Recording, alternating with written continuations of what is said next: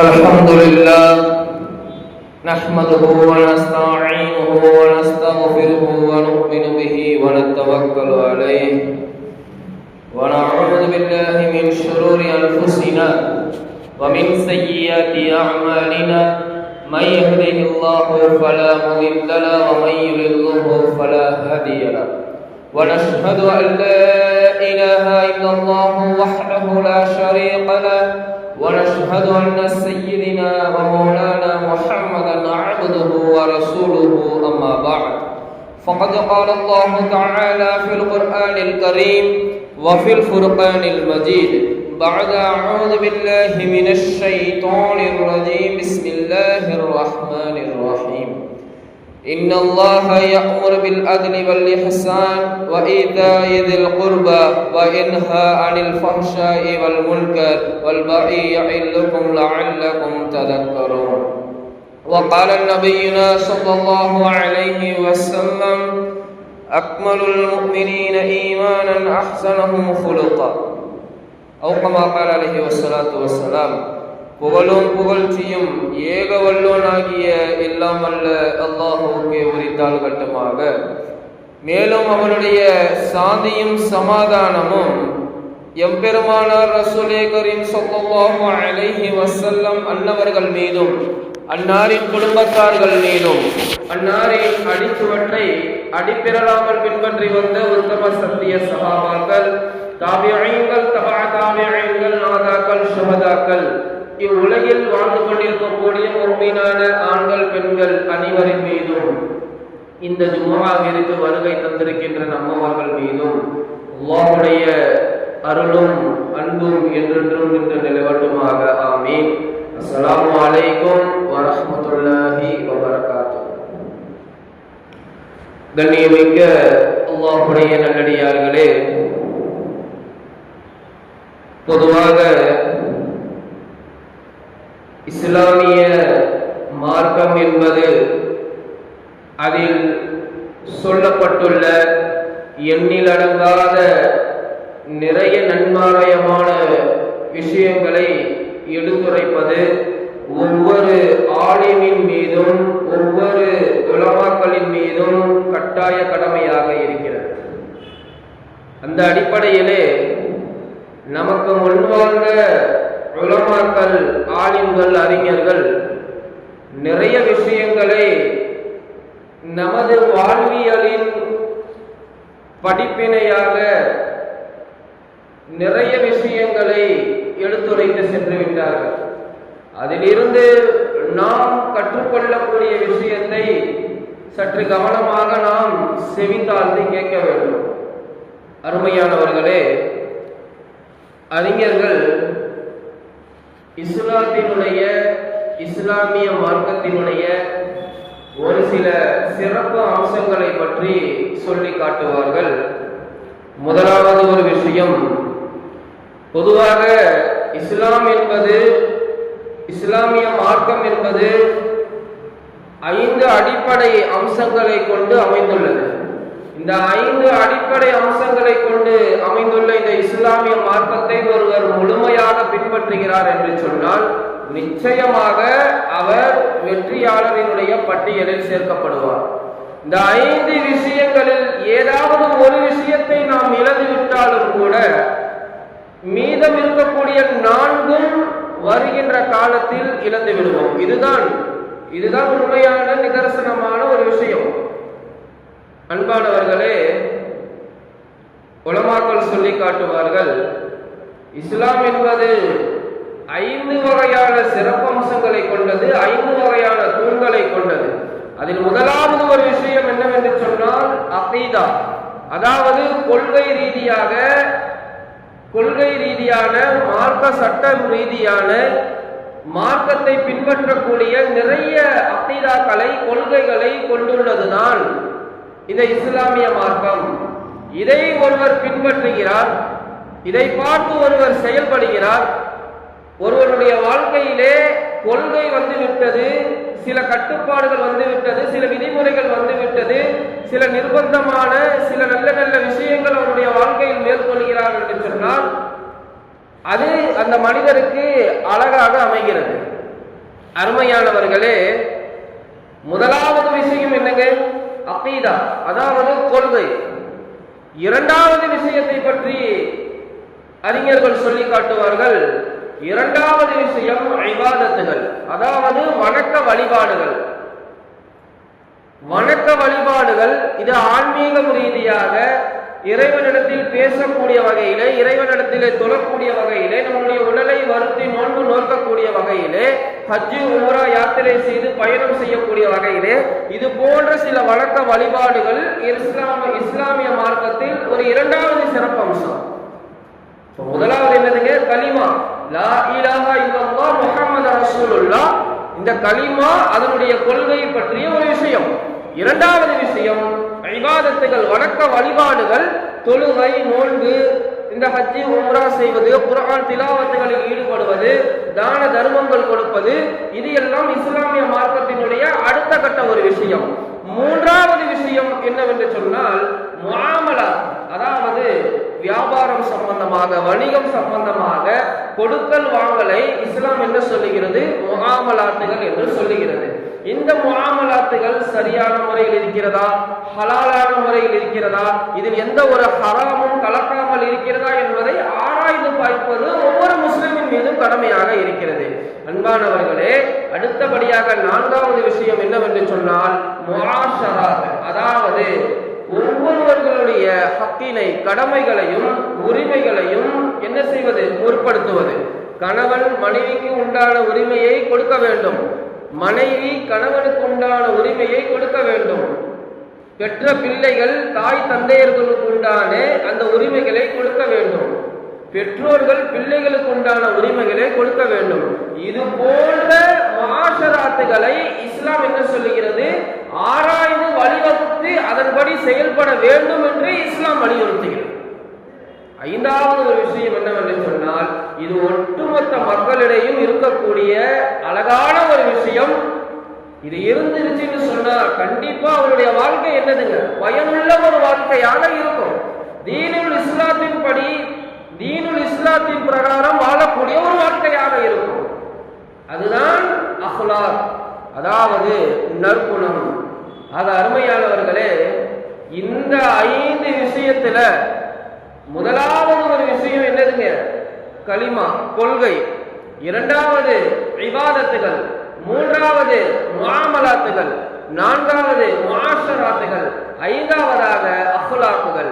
இந்த அஹ்லாக் நம்மிடத்தில் வந்துவிட்டது என்று சொன்னால், இந்த நற்குணம் பேணுவது, நற்குணத்தோடு நடப்பது, நற்குணத்தோடு மரணிப்பது, இந்த ஒரு தன்மை ஒரு முஸ்லிமுடைய உள்ளத்தில் வந்துவிட்டது என்று சொன்னால், அவர் வாழ்க்கையில் செயல்படுத்திக் கொண்டிருக்கிறார் என்று சொன்னால் கண்டிப்பாக அவர் அல்லாஹ் ரசூலினுடைய பிரியத்திற்குண்டான நபராக மாறிவிடுவார். ஆனால் இன்றைக்கு நற்குணங்கள் நம்மை விட்டு நழுவி கொண்டிருப்பதற்கு காரணம் என்ன? நற்குணங்கள் நம்மை விட்டு செல்வதற்கு காரணம் என்ன?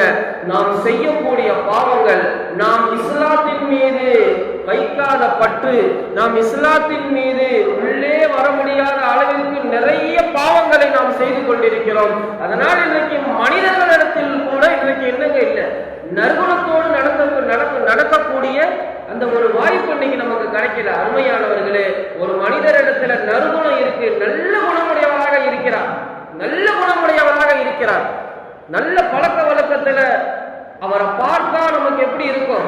உள்ளத்துல ஒரு ஒளி ஏற்படக்கூடிய அளவுல, ஒரு சந்தோஷம், ஒரு மகிழ்ச்சி அடையக்கூடிய அளவுல ஒரு மனிதர் இருக்கிறார். ஏன்? அவர் நற்குணத்தோட இருந்தா அந்த மனிதர் இடத்துல எல்லாரும் பழகுவாங்க. ஒரு மனிதர் தொழுகிறாரு, ஒரு மனிதர் செல்வந்தரா இருக்கிறாரு, ஒரு மனிதர் எல்லாமே இருக்குது, ஆனா அவர்கிட்ட நற்குணம் இல்லை, என்ன ஆகுங்க? அவர்கிட்ட யாருமே போய் பேச மாட்டாங்க, அவர்கிட்ட யாரும் பழக மாட்டாங்க. ஒரு மனிதர் இடத்துல எதுவுமே இல்லை, அவர் மிக மிக ஒரு ஏழையாக இருக்கிறார், ஆனால் அவருடைய உள்ளத்துல அவர் எல்லாரையுமே அரவணைக்கக்கூடிய, நற்குணத்தோடு பழகக்கூடிய ஒரு மனிதராக இருக்கிறார் என்று சொன்னால் கண்டிப்பாக அவர் இடத்துல என்ன செய்வாங்க? அவர்கிட்ட பேசுவதற்கும் அவர்கிட்ட பழகுவதற்கும் எல்லா நபர்களும் என்னங்க செய்வாங்க? ஆசைப்படுவாங்க. அருமையானவர்களே, இன்றைக்கு நற்குணத்தை அதிகமாக ஒரு எடுத்துக்காட்டாக வாழ்ந்த ஒரு சமுதாயம் தான் இஸ்லாமிய சமுதாயம். ஆனால் இன்றைக்கு நம்மிடத்திலே நற்குணங்கள் எவ்வாறு இருந்து கொண்டிருக்கிறது? நற்குணங்கள் இன்றைக்கு நம்முடைய உள்ளத்திலே, நம்முடைய குடும்பத்திலே, நம்முடைய சமுதாயத்திலே இன்றைக்கு மக்கள் நற்குணத்தோடு நடந்து கொண்டிருக்கிறார்களா இல்லையா? இதுதான் ஒரு மிகப்பெரிய ஒரு கேள்விக்குறி. இன்னைக்கு நம்ம தொழுகிறோம், நிறைய வணக்கங்கள் செய்யறோம், நிறைய சதகாக்கள் தான தர்மங்கள் செய்யறோம், நிறைய குர்ஆன் ஓதுறோம். ஆனா உள்ளத்துல ஒரு நெருடல் இருக்கு, யாரின் மீதாவது ஏதாவது ஒரு கோபம் இருக்குது, பிறரை பற்றிய அவதூறு இருக்கிறது, பிறரை பற்றிய தவறான எண்ணங்கள் உள்ளத்துல இருக்குது. பேசும் பொழுது ஒரு முஃமினும் ஒரு முஸ்லிமும் இன்னொரு முஸ்லிமும் சேர்ந்து பேசும் பொழுது ஒரு கோபம் வருகிறது. அப்ப இதெல்லாம் என்னங்க? நற்குணம் இல்லைன்னு அர்த்தம். நற்குணம் இல்லாத, அஹ்லாக் இல்லாத ஒரு வாழ்க்கைன்னு அர்த்தம். அஹ்லாக் இருக்குதுன்னு சொன்ன ஒருவருடைய மனதுல ஒருவர் அஹ்லாக்கின்படி நற்குணத்தோடு ஒருவர் செயல்படுகிறார் என்று சொன்னால் அல்லாஹ் தஆலா அவருக்கு எல்லாத்தையுமே வசப்படுத்தி கொடுத்துருவோம். ஒரு மனிதர் இடத்துல நற்குணம் இருக்குன்னு சொன்னா அவருக்கு தொழுகை பேணுதலான தொழுகை வந்துடும், பேணுதலான நோன்பு வந்துடும், பேணுதலான வாழ்க்கை வந்துடும். அவருடைய குடும்பத்தில் அவருக்கு மரியாதை கிடைக்கும், சமூகத்தில் அவருக்கு மரியாதை கிடைக்கும். இதுதான் உண்மையான ஒரு விஷயம். எந்த ஒரு நற்குணமுமே இல்லை, அவர் எப்படிப்பட்ட ஒரு நபருங்க? அருமையானவர்களே, சிந்திக்கணுமா இல்லையா? இந்த நற்குணம் என்பதை இன்றைக்கு நற்குணத்தை இழந்த ஒரு சமுதாயமாக இஸ்லாமிய சமுதாயம் மாறிக்கொண்டிருக்கிறது. இன்றைக்கு யாரிடத்திலுமே நற்குணங்கிறது கிடையாது. நற்குணத்தோடு பேசுவது, நற்குணத்தோடு செயல்படுத்துவது இன்னைக்கு எங்க நம்ம பார்க்கிறோம்? இன்னைக்கு முழுக்க என்னதுங்க, இன்டர்நெட் உண்டான ஒரு காலகட்டமா மாறிடுச்சு. முழுக்க சமூக வலைதளங்கள்ல இன்னைக்கு மக்கள் என்ன செஞ்சு கொண்டிருக்கிறாங்க? யாரு என்னன்னே தெரியாது. நிறைய முஸ்லிம்கள், நிறைய இஸ்லாமிய வாலிபர்கள், இஸ்லாமிய வாலிப பெண்கள் இன்னைக்கு சமூக வலைதளங்கள்ல கொச்சையான வார்த்தைகளை பேசிக்கொண்டும், கூத்தாடிகளுக்கு பின்னால் நின்று டிக்கெட்டை கிழித்துக் கொண்டும், கூத்தாடிகளுக்கு பின்னால் அவர்களை என்ன செய்து கொண்டிருக்கிறார்கள்? செலிபிரேட் செய்து கொண்டும் இன்றைக்கு நிறைய இஸ்லாமிய வாலிபர்கள், வாலிப பெண்கள் என்ன செஞ்சு கொண்டிருக்கிறாங்க? கண்முன்னால நாம் பார்த்து கொண்டிருக்கிறோமா இல்லையா? இது இஸ்லாத்தினுடைய மிகப்பெரிய வீழ்ச்சிக்கு ஒரு காரணமாகுமா இல்லையா? இது இஸ்லாத்தினுடைய வீழ்ச்சியா இல்லையா? எப்படிப்பட்ட ஒரு மார்க்கம், எப்படியெல்லாம் வாழ்ந்த ஒரு மார்க்கம், எப்படியெல்லாம் வாழப் போகிற ஒரு மார்க்கம் இன்றைக்கு இப்படி ஒரு அவல நிலையை இன்றைக்கு நாம் சந்தித்திருக்கிறோம் என்று சொன்னால், சமூகத்திலே இன்றைக்கு ஒற்றுமை இல்லை, சமூகத்திலே இன்றைக்கு நல்லொழுக்கம் இல்லை, சமூக நல்லிணக்கத்தை இன்றைக்கு இஸ்லாமிய சமுதாயம் இழந்து கொண்டிருக்கிறது. நறுமணத்தோடு இன்றைக்கு நிறைய மக்கள் என்ன செய்து கொண்டிருக்கிறார்கள்? நறுமணம் இல்லாத ஒரு வாழ்க்கையாக, நறுமணம் இல்லாத, பேணுதல் இல்லாத ஒரு வாழ்க்கையாக இன்றைக்கு நிறைய இஸ்லாமியர்கள் வாழ்ந்து கொண்டிருக்கிறார்கள். இதுதான் நிதர்சனமான உண்மை. அருமையானவர்களே, இது அல்ல இஸ்லாம். இஸ்லாமிய வாழ்க்கை இப்படி கிடையாது. அருமையானவர்களை சிந்திச்சு பார்க்கணும். எப்படியெல்லாம் வாழ்ந்த ஒரு சமுதாயம் நம்மளுடைய சமுதாயம். அதாவது சவுக்கி என்ற ஒரு அறிஞர் சொல்லுவாங்க, அவங்க எழுதக்கூடிய ஒரு கித்தாப்ல சொல்லுவாங்க, குணத்தை கொண்டுதான் சமூகத்தினுடைய வெளிப்படும். சமூகத்தினுடைய அந்த தகுதி என்ன அப்படிங்கிறத நம்ம பார்க்க முடியும். ஒரு கூட்டம் இருக்கு, ஒரு சமுதாயம் இருக்கு, ஒரு ஜமாத் இருக்குன்னு வைங்க. அந்த ஜமாத்து ஒரு நற்குணமே இல்லை, அதற்குள்ள ஒரு சர்ச்சை ஏற்படுது, ஒரு குழப்பங்கள் ஏற்படுது, நல்ல வெளிப்பாடுகள் கிடையாது. என்ன ஆகும்? குழப்பங்கள் தான் வரும், அதற்கு தோல்வி தான் கிடைக்கும். நம்ம பார்க்கிறோமா இல்லையா? பனு இஸ்ரவேலர்கள் அல்லாஹ்வை எதிர்த்து சில அல்லாஹ் சொல்லக்கூடிய கட்டளைகளை மீறி நிறைய விஷயங்களை செய்தார்கள். அவர்களிடத்துல நற்குணம் இல்லை. அல்லாஹ் தஆலா அவர்களுக்கு எப்படிப்பட்ட ஒரு வாழ்க்கையை அப்படி அமைத்து கொடுத்தான்? யூதர்கள் எப்படி இருந்தவர்கள்? அல்லாஹ் சொல்லக்கூடிய எல்லா விஷயத்தின் மீதும் அவர்கள் குறை கூறிக்கொண்டு இருந்தார்கள். அல்லாஹ் தஆலா குரங்குகளாகவும் பன்றிகளாகவும் அல்லாஹ் தஆலா மாற்றினான். இது போன்ற நிறைய வரலாறுகளை நாம் பார்க்கிறோமா அல்லவா? நிறைய வரலாறுகளை நாம் பார்த்திருக்கிறோமா அல்லவா? ஆனால் இன்றைக்கு நம்முடைய சமுதாயத்திலே அல்லாஹ் தஆலா மிகப்பெரிய ஒரு மாற்றத்தை உருவாக்க வேண்டும் என்று சொன்னால் இந்த நறுகுணத்தோடு இன்றைக்கு மனிதர்கள் வாழ வேண்டும். நறுகுணம் இல்லாத ஒரு வாழ்க்கை நரகத்தை போன்றது. நறுகுணம் இல்லாத ஒரு வாழ்க்கை நரகத்தை போன்றது. இந்த துனியா எல்லாத்தையுமே பார்க்கக்கூடிய ஒரு விஷயம். ஒரு மனிதர்கிட்ட செல்வம் கிடையாதுங்க. அவர் ஒரு மனிதர் மேல மதிப்பு வரணும்னு சொன்னான். ஒரு மனிதரை பார்த்து இன்னொரு மனிதர் மதிப்பு வர வேண்டும் என்று சொன்னால் அவருடைய செல்வத்தை வைத்து அவருக்கு மதிப்பு வராது, அவருடைய நற்குணத்தை வைத்துதான் மதிப்பு வரும். இன்னைக்கு அப்படிதான் எல்லாரும் பழகுறோமா? இன்னைக்கு நிறைய பழக்க வழக்கங்கள் இருக்கும். ஒரு ஒரு நண்பர் ஏழையா இருப்பாரு, ஒரு நண்பர் பணக்காரரா இருப்பாரு. ஆனா அவர்களுக்கிடையே இருக்கக்கூடிய அந்த பரஸ்பரம் அந்த ஒரு நட்புறவு எப்படி இருக்கும்னு சொன்னா நற்குணத்தோடு இருக்கும். நற்குணத்தினுடைய கயிறு அதை பிடித்து கொண்டிருக்கும். இதுதான் உண்மையான இஸ்லாமிய மார்க்கம். இல்ல உங்ககிட்ட செல்வம் இருக்கு, என்கிட்ட இல்ல, அதனால நான் பேசல, அதனால உங்ககிட்ட நான் பழக மாட்டேன் அப்படின்னு இன்னைக்கு யாராவது இருக்கிறாங்களா? இன்னைக்கு அப்படி காலம் மாறிடுச்சு. இன்னைக்கு அப்படியெல்லாம் பார்த்து தகுதி இருக்குதா தகுதி இல்லையான்னு பார்த்து பழக்கக்கூடிய ஒரு காலம் வந்து விட்டது. இது ஆக மோசமான ஒரு செயல். இது ஆக மோசமான ஒரு செயல்.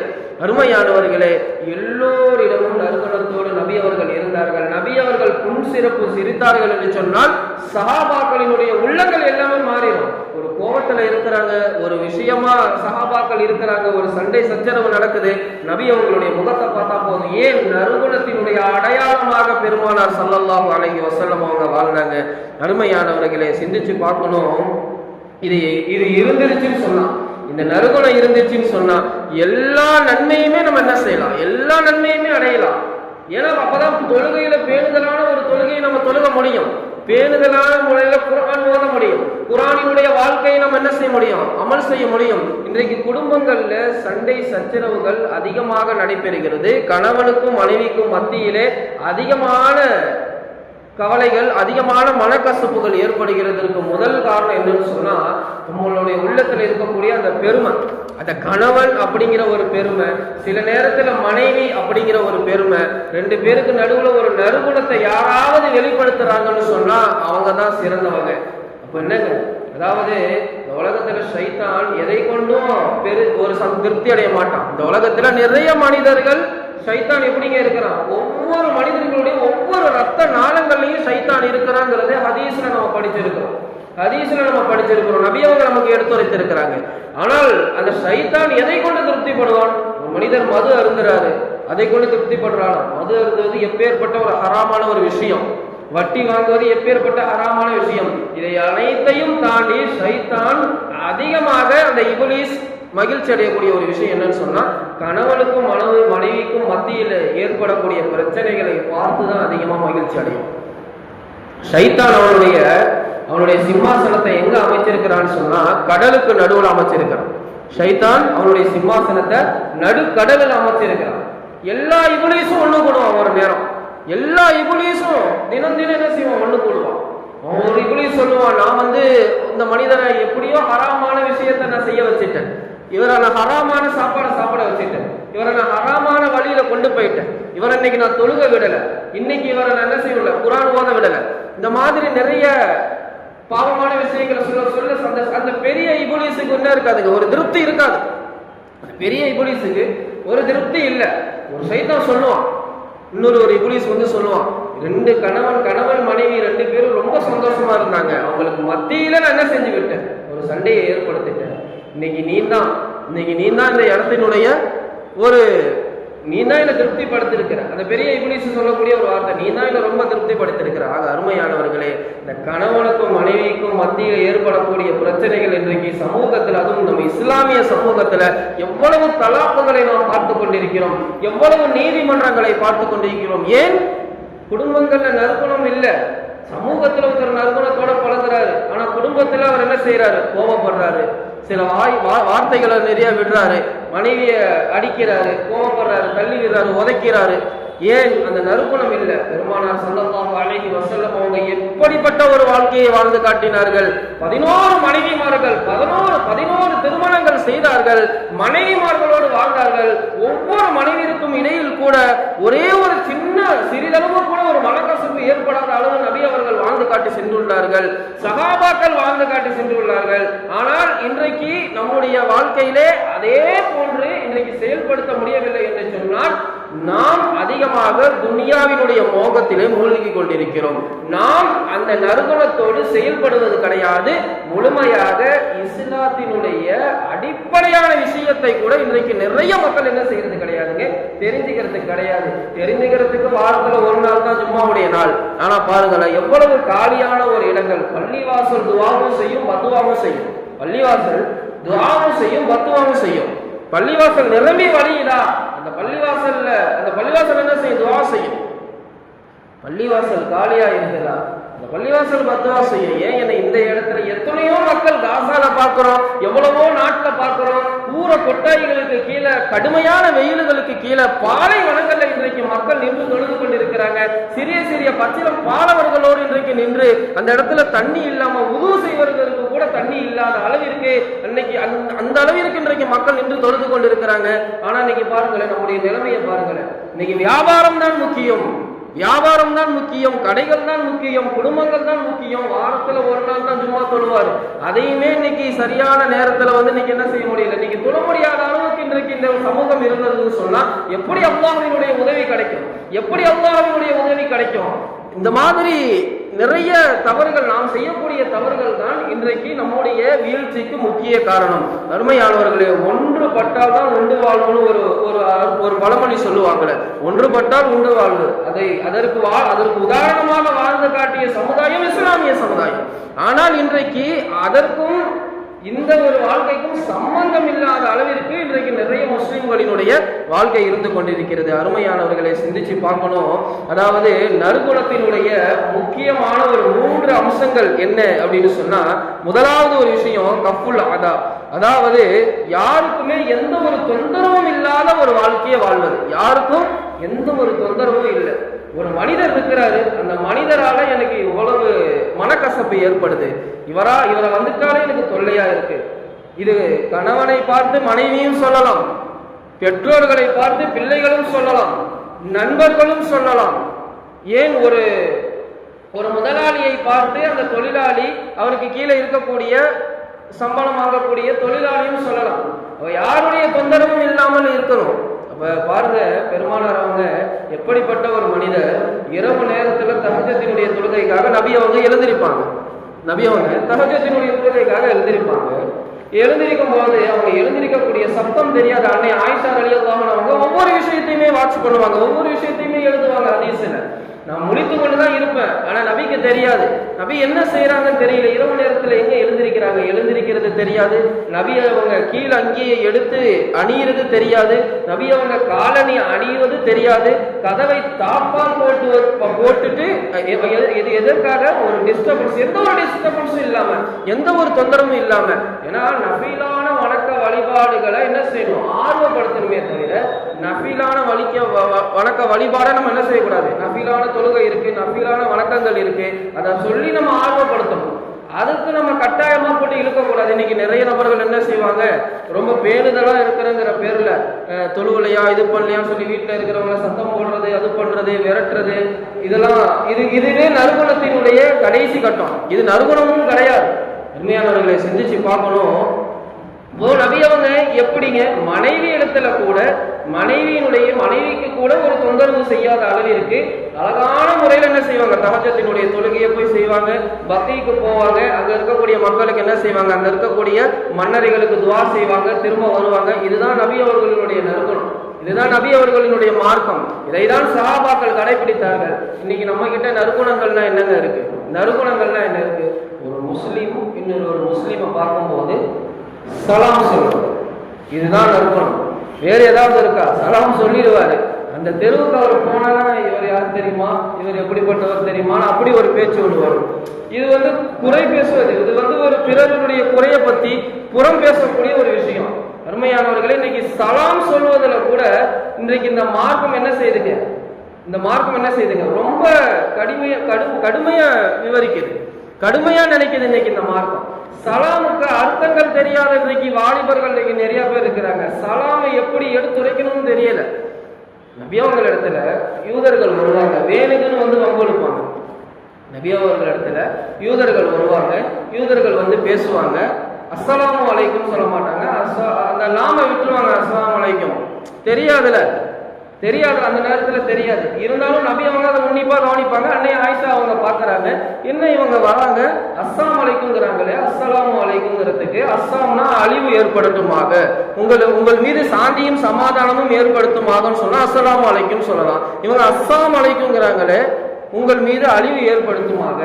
ரெண்டாவது ஒரு யூதருடைய கூட்டம் வருது, அதே தான் சொல்லுது. நபி அவங்க தலையாட்டுறாங்க, மூணாவது ஒரு கூட்டம் வருது, அதே தான் சொல்றாங்க. அந்த யூதர்களுடைய வேலை அதுதான், எப்படியாவது நபியை இழிவுபடுத்தணும், ஏதாவது ஒரு விஷயத்த சொல்லணும், ஏதாவது ஒன்றத்தை செய்யணும். அந்த நேரத்தில் ஆயிஷா அவங்களுக்கு கோபம் வந்துருச்சு, கேட்குறாங்க, அவங்க சொல்றதெல்லாம் நீங்க காதுல வாங்குறீங்களா இல்லையா, அவங்க உங்கள் மீது அழிவு ஏற்படுத்துங்கிறாங்க, ஏன் நீங்க கோபப்படுறீங்க, ஏன் நீங்க கோபப்படுறீங்க? நபி அவங்க சொல்றாங்க, இதற்கு அழகிய முறையில நான் பதில் சொல்லிட்டேனே, வாலை அப்படின்ட்டாங்க, வாலைக்கும் வாலைக்கும் சலாம்னு நம்ம சொல்லுவோம். நபி அவங்க பொதுவாக கோபத்துல இருக்கிறாங்கன்னு சொன்னா வாலை அப்படின்னு நிப்பாட்டிடுவாங்க. அது உங்களுக்கே திரும்பட்டுமாக, எப்படிங்க, அது உங்களுக்கே திரும்பட்டுமாக. அவங்க என்ன துவா செஞ்சாங்க, அவங்க என்ன சொன்னாங்க, உங்களுக்கு அழிவு ஏற்படுத்துமாக, வாழைக்கு உங்களுக்கே திரும்பட்டுமாக. நபி அவங்க எவ்வளவு நளினமான முறையில இந்த விஷயத்தை கையாண்டாங்க பார்க்கணும். இதுதான் நற்குணத்தினுடைய வெளிப்பாடு. அருமையானவர்களே, இன்றைக்கு நம்ம எப்படி சலாம் சொல்லிக்கிட்டு இருக்கிறோம், சலாமுக்கு எவ்வளவு நன்மைகள் இருக்குதுன்னு தெரியல. அஸ்ஸலாமு அலைக்கும் வரஹ்மத்துல்லாஹி வபரகாத்துஹு 30 நன்மை இன்னைக்கு நம்மளால என்ன செய்ய முடியல, எடுக்க முடியல. சலாம் அலைக்குங்கிறது, அஸ்ஸலாமு அலைக்கும்ங்கிறது இன்னும் நிறைய வருது. ஜும்மாவுடைய மேட ஒரு வேற மாதிரி ஒரு சிரிப்பு மஜ்லிஸா ஆயிடக்கூடாது. சிந்திச்சு பார்க்கணுமா இல்லையா? இன்றைக்கு நம்முடைய பிள்ளைகளுக்கு கற்றுக் கொடுக்கணும், பிள்ளைகளுக்கு கற்றுக் கொடுக்கணும். இன்னைக்கு நிறைய விஷயங்கள் இன்னைக்கு நம்ம கற்றுக் கொடுக்கணும். அதற்கு முன்னால நாம் கற்றுக்கொள்வதற்கு தயாராக இருக்கணும். நறுகுணத்தை இன்றைக்கு இழந்ததுதான் முக்கிய ஒரு காரணம். அருமையானவர்களே, நிறைய விஷயங்கள் இருக்குது. இரண்டாவது ஒரு விஷயம் என்னன்னு சொன்னா, நறுகுணத்தினுடைய சிறப்பம்சத்துல இரண்டாவது ஒரு விஷயம் பதுலுல் நதால், அதாவது மார்க்கத்துல நறுகுணத்தின் வாயிலாக உதவி செய்வது. நறுகுணத்தின் மூலமாக என்னங்க செய்யறது, உதவி செய்வது. மக்களுக்கு நல்ல ஒரு நியத்தோட நற்குணத்தோட ஒரு பெருமை இல்லாத அளவிற்கு என்ன செய்யணும், என்னங்க செய்யணும், உதவி செய்வது. இன்றைக்கு அதிகமாக கிபுர் அதிகமாகிடுச்சுங்க. இன்னைக்கு மார்க்கத்துல இன்னைக்கு நிறைய பெரும்பாலான இடத்துல இந்த பெருமையான விஷயங்களை பார்த்து பார்த்து பார்த்து இப்பெல்லாம் பெரிய பெரிய விஷயம் நம்ம செஞ்சிருக்கோம். இஸ்லாமிய மார்க்கத்துல எடுத்து பார்த்தா கொட்டி கிடைக்கும் நிறைய விஷயம். இன்னைக்கு சாதாரணமா அரசியலுடைய ஒரு பாதையில இன்னைக்கு நிறைய நபர்கள் ஏதோ ஒருத்தவங்களை பார்த்து ஒரு ஏழையை பார்த்து கை கொடுக்குறாங்க, இது பண்றாங்க. இது ஒரு பெரிய பிளாஷ் நியூஸா போடுறாங்களா இல்லையா? இதெல்லாம் தாண்டி சஹாபாக்கள் ஹலீஃபாக்கள் வாழ்ந்துட்டு போயிருக்கிறாங்க. ஆனா இன்னைக்கு நம்ம அதை பத்தி பேச மாட்டோம். சாதாரணமா இன்னைக்கு முதலமைச்சர் சிரிச்சிட்டாரு, முதலமைச்சர் வராரு, கை கொடுக்கிறாரு, கையை ஆட்டுறாரு, பாத்தீங்களா எப்படிப்பட்ட ஒரு எவ்வளவு பெரிய ஒரு நற்குணம், எப்படிப்பட்ட ஒரு பண்பு. அன்னைக்கு சஹாபாக்கள் ஹலீஃபாக்கள் உமர் ரலியல்லாஹு தஆலா அன்ஹு அவங்க இரவு நேரத்துல அவ்வளவு மக்கள் உறங்கி கொண்டிருக்கும் பொழுது கூட அந்த நேரத்துல உமர் அவங்க என்ன செய்வாங்க, உலா வருவாங்க, வீதி வீதியாக உலா வருவாங்க, என்னுடைய மக்களுக்கு ஏதாவது தொந்தரவு இருக்கிறதா என்று சொல்லி. எப்படிப்பட்ட ஒரு சமுதாயம். இன்னைக்கு இதெல்லாம் படிக்கிறதுக்கு இன்னைக்கு நமக்கு நேரம் இல்லை. இந்த வரலாறுகளை புரட்டி பார்ப்பதற்கு நமக்கு என்னங்க இல்லை, நேரம் இல்லை. நேரா அப்படி தள்ளி தள்ளி விட்டு ஒவ்வொரு ரீல்ஸா பார்க்கறதுக்கு தான் இன்னைக்கு நிறைய நபர்களுக்கு வேலை இருக்குது.